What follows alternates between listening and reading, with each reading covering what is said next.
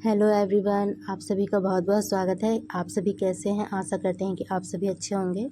तो आज के इस वीडियो में हम करने वाले हैं एक बार फिर से सीडीपी के कुछ मोस्ट इम्पॉर्टेंट क्वेश्चन, जो कि आपके आने वाले सभी टेट एग्ज़ाम के लिए काफ़ी हेल्पफुल रहेंगे और काफ़ी बेहतर क्वेश्चन है।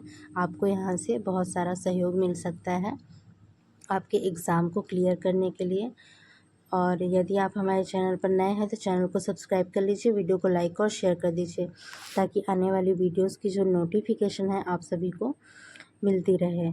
और यदि अभी तक आपने हमारे टेलीग्राम चैनल को जो है ज्वाइन नहीं किया है तो उसे भी आप ज्वाइन कर लीजिएगा, ताकि आप सभी को जो है PDF वगैरह आसानी से मिल सके।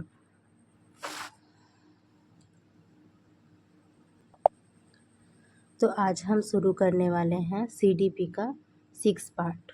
ठीक है, CDP का 6 पार्ट हम शुरू करेंगे और CDP की 6 क्लास है यह आपकी। तो चलिए अब हम वीडियो शुरू करते हैं।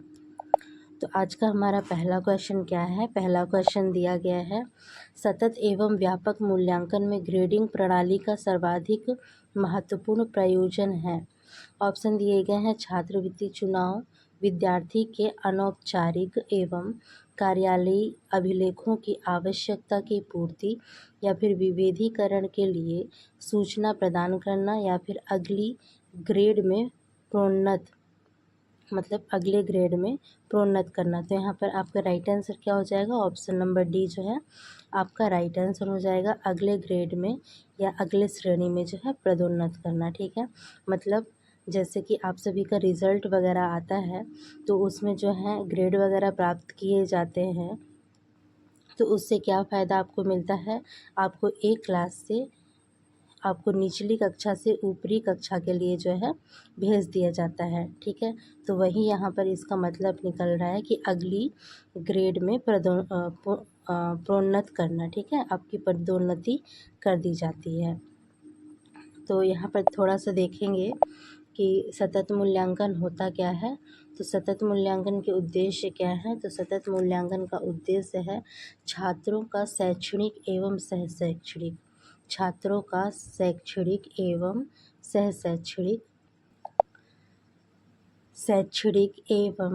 सह शैक्षणिक जो गतिविधियां होती हैं, ठीक है, उन सभी गतिविधियों का पूर्ण रूप से क्या करना? मूल्यांकन करना ही आपके सतत एवं व्यापक मूल्यांकन का मुख्य उद्देश्य होता है। तो इसे आप सभी को याद रखना है। ठीक है, नेक्स्ट क्वेश्चन है, क्वेश्चन दिया गया है, विद्यालय में शिक्षा की गुणवत्ता का सबसे महत्वपूर्ण सूचक है। शिक्षा की गुणवत्ता के बारे में यहाँ पर पूछा गया है कि सबसे महत्वपूर्ण सूचक है विद्यालय में शिक्षा की गुणवत्ता का महत्वपूर्ण सूचक क्या है? तो चलिए ऑप्शन में देख लेते हैं। ऑप्शन दिया गया है, विद्यालय की आधारभूत सुविधाएं, कक्ष प्रणाली, पाठ्य पुस्तक एवं शिक्षण अधिगम सामग्री, या फिर विद्यार्थियों का उपलब्धि स्तर। तो यहाँ पर शिक्षा की गुणवत्ता के बारे में पूछा गया है कि सबसे महत्वपूर्ण सूचक कौन सा है, शिक्षा की गुणवत्ता को कौन सबसे ज़्यादा जो है सूचित करता है। तो यहाँ पर आपका राइट आंसर हो जाएगा ऑप्शन नंबर डी। ठीक है, विद्यार्थियों की उपलब्धि। तो इसे भी आप सभी को याद रखना है। नेक्स्ट क्वेश्चन है, सभी क्वेश्चन जो है काफ़ी अच्छे हैं, काफ़ी मोस्ट इम्पॉर्टेंट है। आगे देखेंगे, नेक्स्ट क्वेश्चन दिया गया है, सृजनशीलता को परिभाषित किया जा सकता है मौलिक विचार के निर्माण से, मौलिक उत्तर और समाधान सुझावों से, या फिर मौलिक विचार समाधान और उत्तर निर्माण से, या फिर समस्या की सही अनुक्रिया के चुनाव से। तो यहाँ पर आपका राइट आंसर क्या हो जाएगा? तो यहाँ पर आपका राइट आंसर होगा ऑप्शन नंबर सी। ठीक है, ऑप्शन नंबर सी, मौलिक विचार समाधान और उत्तर निर्माण से जो है सृजनशीलता को जो है परिभाषित किया जा सकता है। ठीक है, सृजनशीलता का अर्थ है कि आप मतलब किसी भी परिस्थिति में किस तरह से सोचते हैं। ठीक है, किसी भी परिस्थिति में आप किस तरह से सोचते हैं और उस परिस्थिति का, उस समस्या का समाधान किस तरह से निकालते हैं। ठीक है, ये सभी जो है आपके सृजनशीलता के अंतर्गत आ जाएंगे। अब चलिए नेक्स्ट क्वेश्चन देखते हैं। क्वेश्चन काफ़ी सारे हैं। नेक्स्ट क्वेश्चन दिया गया है, मूल्यांकन के वस्तुनिष्ठ प्रकार के परीक्षण पदों के गुणों को निम्नलिखित में से कौन सा सही रूप जो है प्रदर्शित करता है। वैधता एवं विश्वसनीयता, वस्तुनिष्ठता या फिर विश्वसनीयता, वैधता और तटस्थता या फिर सुविधाजनक और निर्माण में आसान। तो ये काफ़ी मोस्ट इम्पॉर्टेंट क्वेश्चन है, ये आपके एग्ज़ाम में कई बार रिपीट हुआ है। ठीक है, तो इससे जो है आप सभी को अच्छे से याद करना है, क्वेश्चन को भी अच्छे से याद कर लीजिए और इसके आंसर को भी अच्छे से याद कर लीजिए। तो यहाँ पर आपका राइट आंसर क्या हो जाएगा, वैधता एवं विश्वसनीयता। ठीक है, ऑप्शन नंबर ए यहाँ पर आपका राइट आंसर होगा, वैधता एवं विश्वसनीयता। ठीक है, मूल्यांकन के वस्तुनिष्ठ प्रकार के परीक्षण पदों के गुणों को कौन जो है सही रूप से प्रदर्शित करता है। तो इन गुणों को कौन प्रदर्शित करता है, मूल्यांकन का जो वैधता होता है और विश्वसनीयता जो है, यह इसके गुणों को जो है प्रदर्शित करता है। तो यहाँ पर इसका राइट आंसर हो जाएगा option number A. Next question देखते हैं।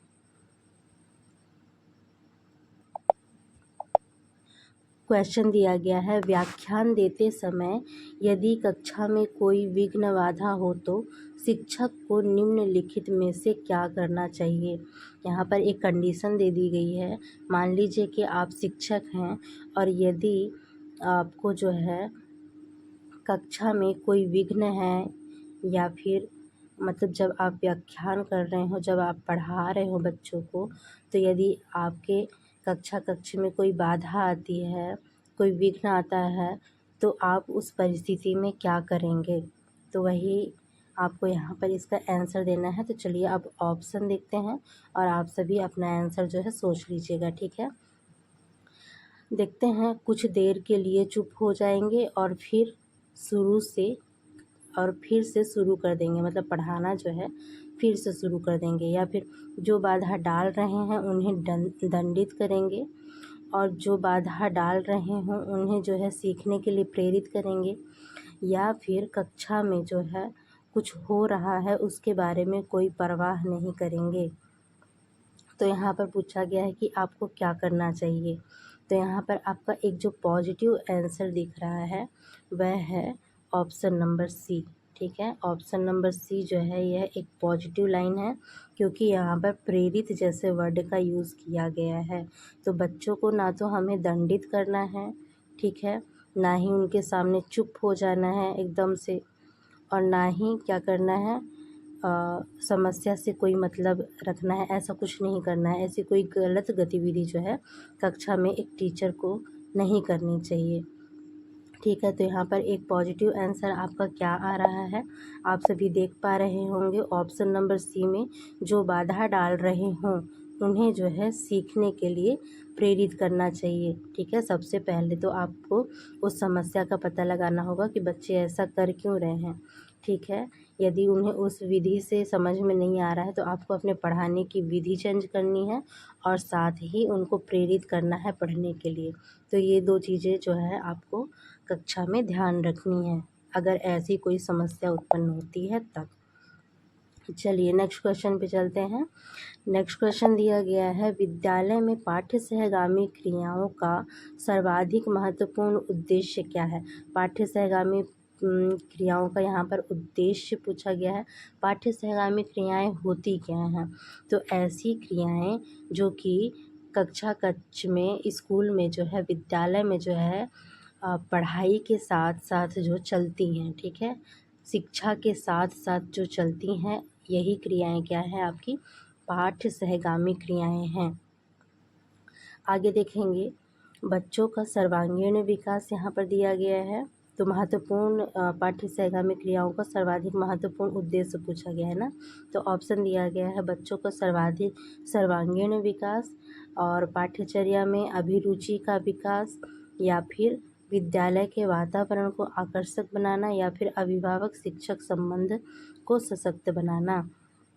तो यहाँ पर पूछा गया है, हाँ अब यहाँ पर चलिए पहले आंसर देख लेते हैं। यहाँ पर आपका राइट आंसर हो जाएगा ऑप्शन नंबर बी। ठीक है, इसका पाठ्य सहगामी क्रियाओं का क्या होता है, सबसे महत्वपूर्ण उद्देश्य जो है पाठ्यचर्या में अभिरुचि का विकास। ठीक है, पाठ्यचर्या जो भी बच्चे की जो पाठ्यचर्या है, ठीक है, स्कूल से लेके उसके बाहर की एक्टिविटीज़ तक, तो उसमें क्या करना है, और पाठ्यचर्या के प्रति जो है अभिरुचि को उत्पन्न करना है। ठीक है, अभिरुचि उत्पन्न होगी तो उससे जो है सीखने में काफ़ी आसानी हो जाएगी। तो इस तरह से पाठ्य सहगामी क्रियाएं जो है उससे कुछ नया सीखने में जो है सहायता कर सकती हैं। तो यहाँ पर आपका राइट आंसर हो जाने वाला है ऑप्शन नंबर बी, पाठ्यचर्या में अभिरुचि का विकास। ठीक है, पाठ्य सहगामी क्रियाओं का सर्वाधिक महत्वपूर्ण उद्देश्य यही होता है। ठीक है, आगे देखते हैं।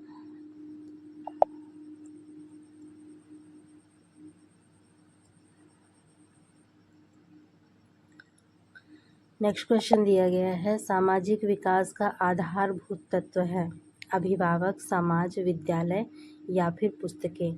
तो सामाजिक विकास के बारे में पूछा गया है और उसमें भी पूछा गया है कि आधारभूत तत्व क्या है।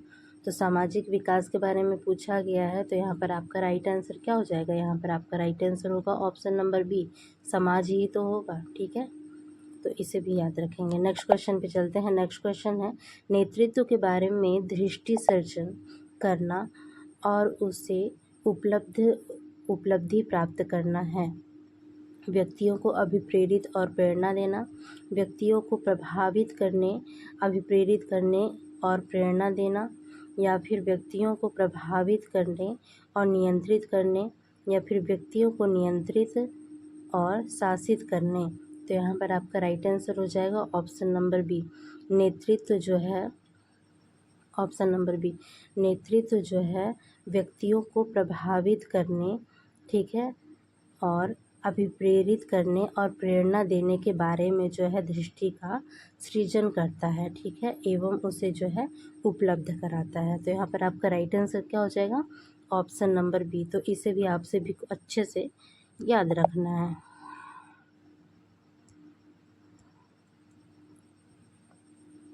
नेक्स्ट क्वेश्चन दिया गया है, यदि आपसे किसी गंभीर विषय पर भाषण देने हेतु कहा जाए तो आप क्या करेंगे। ठीक है, प्रधानाचार्य एवं साथी शिक्षकों से सलाह करने के पश्चात जो है निर्णय लेंगे, या फिर स्पष्टतः मना कर देंगे, या फिर सहर्ष तैयार करेंगे, या फिर कुछ देर का समय मांगेंगे। तो यहाँ पर आपका राइट आंसर हो जाएगा ऑप्शन नंबर ए। ठीक है, यदि आपसे किसी गंभीर विषय पर जो है भाषण देने हेतु कहा जाए तो आपको क्या करना चाहिए, सर्वप्रथम प्रधानाचार्य एवं अपने साथी शिक्षकों से क्या करना चाहिए, सलाह लेना चाहिए, और उस सलाह के पश्चात जो है आपको निर्णय लेना चाहिए। ठीक है, तो यहाँ पर आपका राइट आंसर क्या बन रहा है, ऑप्शन नंबर ए। चलिए नेक्स्ट क्वेश्चन देखते हैं।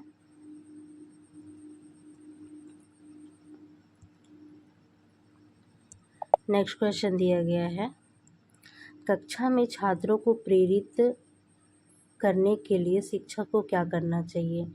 हमेशा अपने विद्यार्थियों की प्रशंसा करें, हमेशा अपने विद्यार्थियों की आलोचना करें, या फिर तार्किक रूप से प्रशंसा व आलोचना करें, या फिर इस प्रकार से टिप्पणी करें कि वे ना तो प्रशंसा हो और ना ही आलोचना के रूप में हो।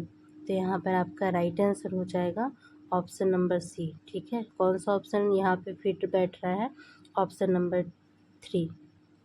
ठीक है ना, सी आपका आंसर हो जाएगा। तो छात्रों को अगर आपको प्रेरित करना है, ठीक है, छात्रों को प्रेरित करने के लिए आपको क्या करना पड़ेगा, तार्किक रूप से जो है उनकी प्रशंसा करनी होगी व साथ साथ आलोचना भी करनी होगी। ठीक है, तो इस बात का खास ध्यान रखना है। नेक्स्ट क्वेश्चन है,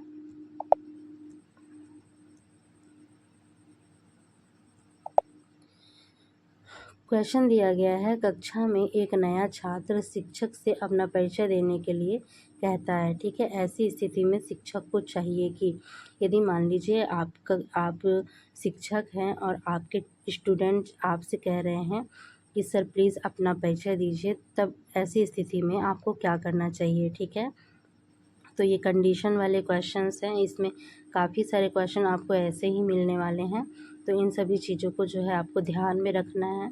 ठीक है, क्योंकि ऐसे क्वेश्चन जो हैं आपके टेट एग्ज़ाम में पूछे ही जाते हैं। आप सभी ने अगर जिस किसी ने भी पेपर दिया होगा तो उससे तो ये बातें अच्छे से पता होंगी।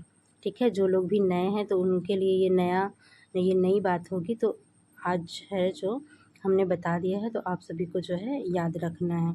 तो चलिए अब ऑप्शन देख लेते हैं, फिर आंसर देखते हैं इसका। तो सबसे पहले आपका ऑप्शन दिया गया है, संक्षेप में अपना परिचय देंगे और विद्यार्थी से भी अपना परिचय देने को कहेंगे। ठीक है, तो याद कीजिए कि आपके टीचर आपके साथ क्या किया करते थे। ठीक है, आगे देखते हैं, संक्षेप में अपना परिचय दें और पढ़ाना शुरू करें, विस्तार से अपना परिचय दें और पढ़ाना शुरू करें, या फिर उसकी मांग पर ध्यान न दें और पढ़ाना शुरू करें। तो जैसे ही आप कक्षा में आप अपने नए चेहरे के साथ में इंटर करते हैं, तो बच्चे क्या करते हैं, आपको देख करके सबसे पहले तो खुश हो जाएंगे और फिर आपसे कहेंगे कि सर प्लीज़ अपना परिचय दीजिए। तो आप उस कंडीशन में क्या कर सकते हैं, आप जो है अपना संक्षेप में परिचय दे सकते हैं और उसके बाद फिर स्टूडेंट्स को भी कह सकते हैं कि आप भी अपना परिचय दें। ठीक है, तो आपका यहाँ पर राइट आंसर क्या हो जाएगा, ऑप्शन नंबर ए। चलिए अब नेक्स्ट क्वेश्चन पे चलते हैं।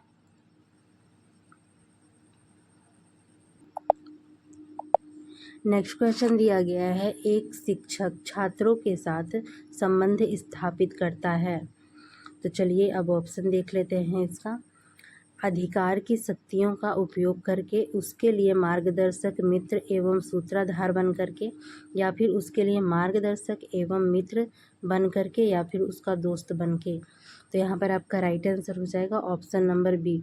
एक शिक्षक जो है एक शिक्षक और छात्र के साथ में संबंध कैसा होता है, कैसा स्थापित करना चाहिए।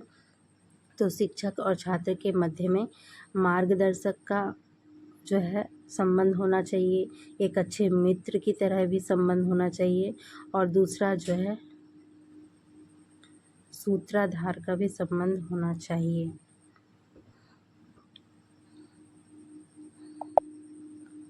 तो ये जो है आपके इसका राइट आंसर हो जाएगा option number B. Next question पे चलते हैं। नेक्स्ट क्वेश्चन है, शिक्षण प्रक्रिया के लिए निम्नलिखित में से कौन सा कथन जो है सर्वाधिक उपयुक्त है। तो शिक्षण प्रक्रिया के लिए कौन सा कथन सर्वाधिक उपयुक्त रहेगा, चलिए कथन देख लेते हैं।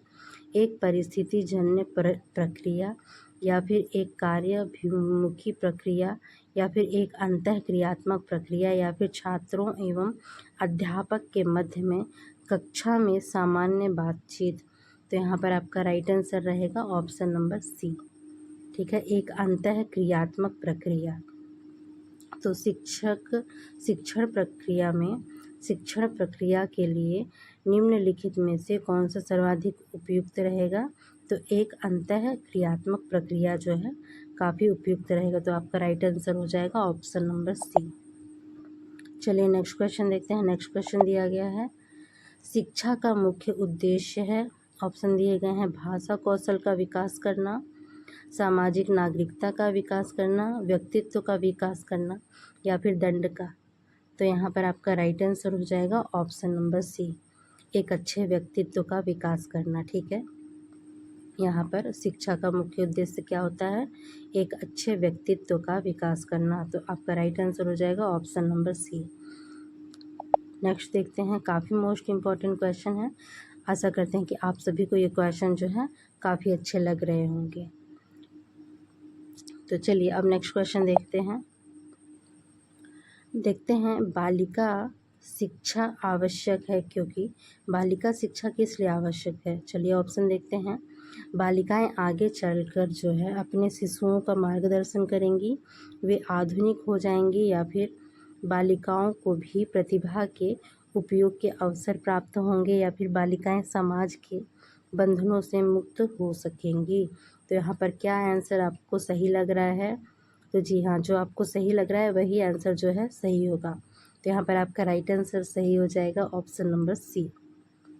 ठीक है, बालिकाओं को भी जो है प्रतिभा के उपयोग के अवसर प्राप्त हो सकेंगे। ठीक है, नेक्स्ट क्वेश्चन देख लेते हैं। नेक्स्ट क्वेश्चन दिया गया है, एक शिक्षक की विफलता का सबसे महत्वपूर्ण कारण है। ठीक है, यदि शिक्षक अपने शिक्षण कार्य में यदि विफल हो रहा है तो इसका क्या कारण हो सकता है? ऑप्शन देखते हैं। पारस्परिक संबंध, विषय के ज्ञान पर अधिकार का अभाव, या फिर मौखिक क्षमता, या फिर छात्रों के साथ में सख्ती। तो यहाँ पर आपका राइट आंसर हो जाएगा ऑप्शन नंबर डी। ठीक है, छात्रों के साथ में सख्ती जो है आपके शिक्षण प्रक्रिया की जो है विफलता का मूल कारण रहेगी। तो यहाँ पर आपका राइट आंसर क्या हो जाएगा? Option number D.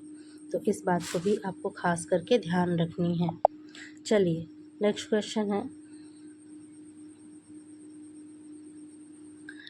Next question दिया गया है, शिक्षण की पूर्व क्रियात्मक अवस्था के दौरान निम्नलिखित में से कौन सा निर्णय लिया जाता है? तो शिक्षण की पूर्व क्रियात्मक अवस्था के दौरान जो है निम्नलिखित में से कौन सा निर्णय लिया जाता है? शिक्षण विधियों का, या फिर विषय वस्तु अनुभवों, विषय और सामग्री एवं विधियों का, या फिर ऑप्शन और भी देख लेते हैं, अधिगम, विषय वस्तु और शिक्षण विधियाँ, या फिर अध्यापक और विद्यार्थियों की वास्तविक क्रिया। तो यहाँ पर आपका राइट आंसर क्या हो जाएगा? आपका राइट आंसर हो जाएगा ऑप्शन नंबर बी। ठीक है, विषय वस्तु अनुभवों एवं विषय सामग्री एवं विधियाँ। ठीक है, तो ये आपका राइट आंसर हो जाएगा ऑप्शन नंबर बी। आगे देखते हैं। नेक्स्ट क्वेश्चन दिया गया है, ये भी एक कंडीशन ही रख दी गई है। मान लीजिए आपके सामने, मान लीजिए कि एक छात्र अपनी समस्याओं को अपने शिक्षक के साथ में साझा करना चाहता है और वह इस उद्देश्य के लिए शिक्षक के घर जाता है। ठीक है, तो शिक्षक को क्या करना चाहिए? अब बताइए, यदि मान लीजिए कोई छात्र है, आपका कोई छात्र है और अपने समस्या को बताने के लिए वो आपके घर तक पहुंच जाता है, तो आप ऐसी कंडीशन में क्या करेंगे? तो आपके सामने में 4 ऑप्शन दिए गए हैं, उसमें से आपका एक राइट आंसर होगा। तो चलिए अपने अपने आंसर को आप सभी जांचेंगे। ठीक है, तो सबसे पहले ऑप्शन देख लेते हैं। ऑप्शन दिए गए हैं, छात्र के माता पिता से संपर्क करके उसकी समस्या का समाधान करेंगे, या फिर उससे कहेंगे कि जो भी बात है विद्यालय में ही करे, घर ना आया करे, या फिर प्राचार्य से संपर्क करे और उसकी समस्या का समाधान करें, या फिर उचित सहायता प्रदान करें और उसका जो है नैतिक उत्थान करें। तो यहाँ पर आपका राइट आंसर हो जाएगा ऑप्शन नंबर डी। ठीक है, ऑप्शन नंबर डी जो है आपका राइट आंसर हो जाएगा। उचित सहायता प्रदान करेंगे और उसका जो है नैतिक उत्थान भी करेंगे। तो यह आपका वहाँ पर परम कर्तव्य होगा। ठीक है, तो इसे भी याद रखेंगे, अपने परम कर्तव्य को।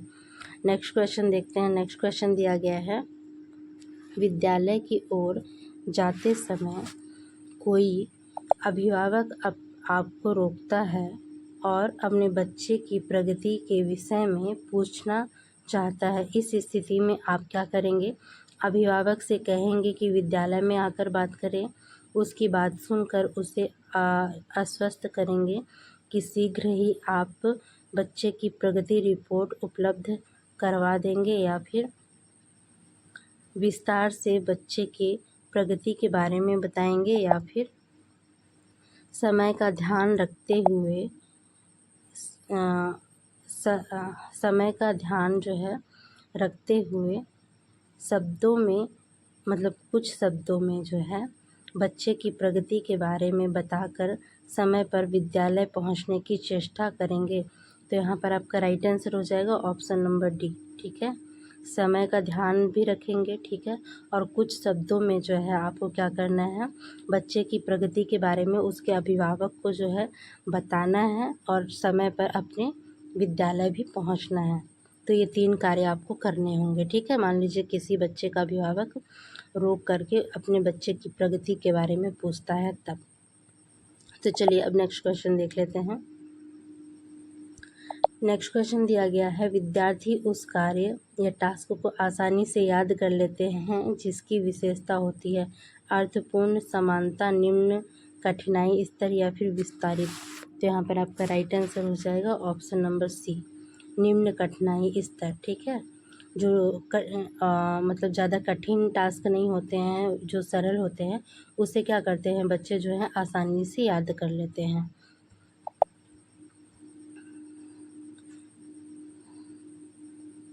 नेक्स्ट क्वेश्चन देखेंगे, कक्षा के कुछ विद्यार्थियों की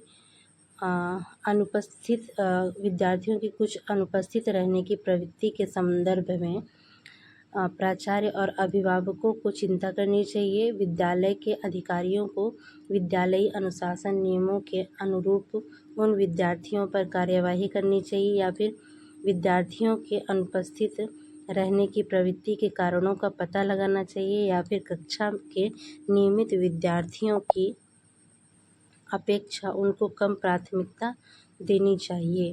तो यहाँ पर आपका राइट आंसर हो जाएगा ऑप्शन नंबर सी, विद्यार्थियों के अनुपस्थित रहने की प्रवृत्ति एवं कारणों का जो है पता लगाना चाहिए, ठीक है। तो यहाँ पर आपका राइट आंसर क्या बनेगा, ऑप्शन नंबर सी, ठीक है। यहाँ पर सभी जो है आपको प्रैक्टिकली आंसर देना है, ठीक है, उलझना नहीं है किसी भी ऑप्शन में। नेक्स्ट क्वेश्चन देखेंगे, छात्रों के शैक्षणिक प्रदर्शन में सुधार किया जा सकता है यदि माता पिता को प्रोत्साहित किया जाए कि वे अपने बच्चे को काम का पर्यवेक्षण अपने बच्चे के काम का जो है पर्यवेक्षण करें या फिर अतिरिक्त ट्यूशन की व्यवस्था करें या फिर अपने बच्चे को आवश्यक संसाधन उपलब्ध कराएं या फिर बच्चे की प्रगति के बारे में जो है शिक्षकों के साथ में अक्सर जो है बातचीत किया करें। तो यहाँ पर आपका राइट आंसर क्या हो जाएगा, ऑप्शन नंबर डी, बच्चे की प्रगति के बारे में जो है शिक्षकों के साथ अक्सर जो है बातचीत किया करें, ठीक है। चलिए अब नेक्स्ट क्वेश्चन पे चलते हैं। नेक्स्ट क्वेश्चन दिया गया है, आपका एक विद्यार्थी उत्तर पुस्तिकाओं में मूल्यांकन के लिए आप पर पक्षपात का आक्षेप लगाता है, ठीक है। तो आप इसे कैसे हल करेंगे। मान लीजिए आपका कोई स्टूडेंट है, मान लीजिए आपने उसे कम नंबर दिए हैं और उसके दोस्त को जो है अधिक नंबर दिए हैं, ठीक है। उसके नज़र में जो दोस्त जो है थोड़ा सा कम मतलब कम लेवल रखता है, ठीक है। तो उसे लगता है कि ये मुझसे कैसे ज़्यादा नंबर पा गया, ठीक है। तो वो क्या करता है, आपके ऊपर जो है आकर के पक्षपात का आरोप लगाता है। तो ऐसी स्थिति में आप क्या करेंगे। तो चलिए सबसे पहले तो आपको ऑप्शन देखना पड़ेगा, उसके बाद फिर अपना आंसर मिला लीजिएगा, ठीक है। उसके आक्षेप को अस्वीकार करेंगे या फिर दंडात्मक कार्यवाही अपनाएंगे या फिर उसकी वास्तविक स्थिति को दिखाने का प्रयास करेंगे या फिर उसकी उत्तर पुस्तिका तथा कुछ अन्य पुस्तिकाओं को उससे दिखाएंगे। तो क्या करना चाहिए यहाँ पे, तो यहाँ पर आपका राइट आंसर हो जाएगा ऑप्शन नंबर सी, उसकी वास्तविक स्थिति को दिखाने का हम प्रयास करेंगे, ठीक है। तो यहाँ पर आपका राइट आंसर हो जाएगा ऑप्शन नंबर सी, बच्चे को जो है उसकी वास्तविक स्थिति दिखानी पड़ेगी। चलिए अब नेक्स्ट क्वेश्चन देखते हैं। क्वेश्चन दिया गया है, कमजोर नेतृत्व का क्या परिणाम होगा। संगठन में टूटना, संगठन में विद्रोह, संगठन में नई शक्ति का उदय या फिर कोई प्रभाव नहीं पड़ेगा।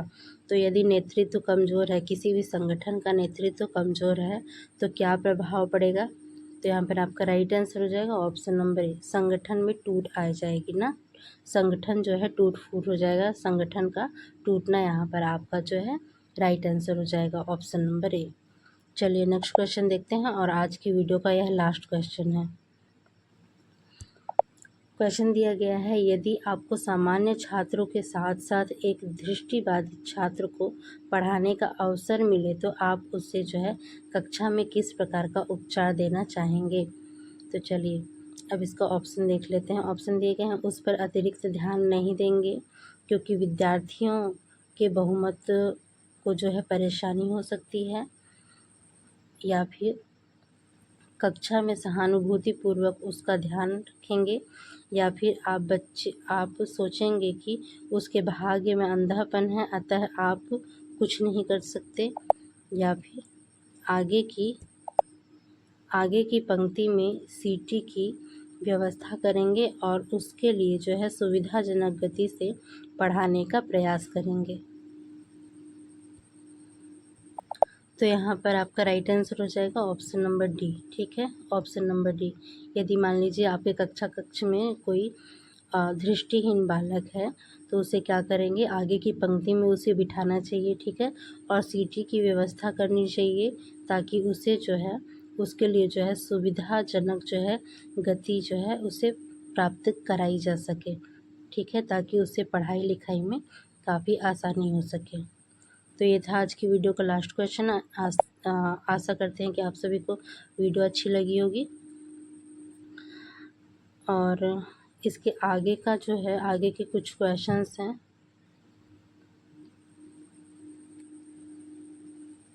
इसके आगे के क्वेश्चन ना हम इसके नेक्स्ट पार्ट में जो है कवर करेंगे। ठीक है, यदि वीडियो अच्छी लगी हो तो वीडियो को लाइक कीजिएगा, शेयर कीजिएगा, चैनल को सब्सक्राइब कीजिएगा। मिलते हैं इसके नेक्स्ट पार्ट में।